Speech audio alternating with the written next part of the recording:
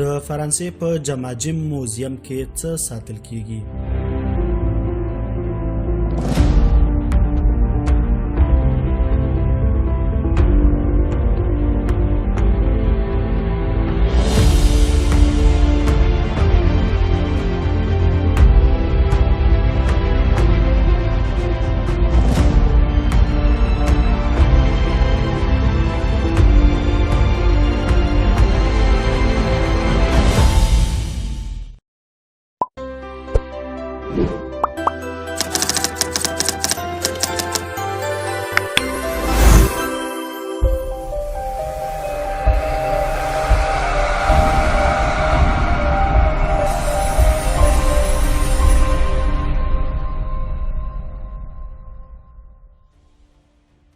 جماجم او یا د کوپړیو موزیم په فرانسه کې موقعیت لري. په یاد موزیم کې د 400 هغو مسلمانو عالمانو مبارزینو د سر کوپړی ساتل کیږي چې د فرانسوي استعمار په دور 1919 میلادي کال کې په الجزایر، تونس، المغرب او موریتریا کې لومړی شهیدان شوي او بیا یې سرونه د افتخار په بڼه فرانسې ته وړل شوي او هلته یې ترې ستر موزیم جوړ کړی دی.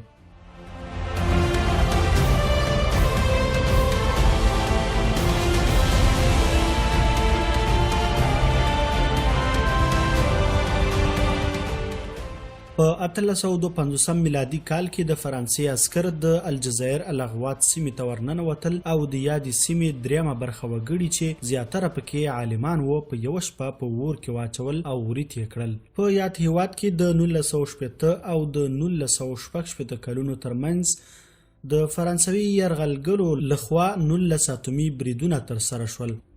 له 22 نه تر 100,000 پورې کسان پکې په خاورو کې ورک او د شهیدانو تعداد له حسابه وتلی و.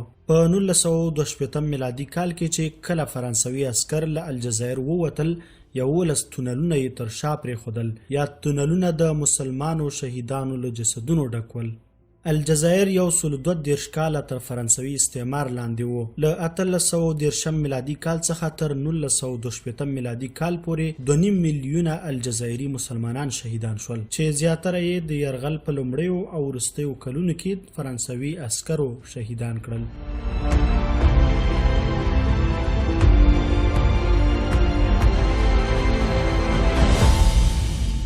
همداشان تونس 15 کاله، المغرب 40 او موریتریا 80 کاله تر فرانسوي استعمار لاندې د ظلم او وحشت ترخه دوره تیره کړه. د یو فرانسوي تاریخ لیکونکي جاک جورکی له قوله چې فرانسې د 1830 میلادي کال څخه تر 1922 میلادي کال پورې په یادو هیوادونو کې 10 میلیونه مسلمانان په شهادت رسولي دي.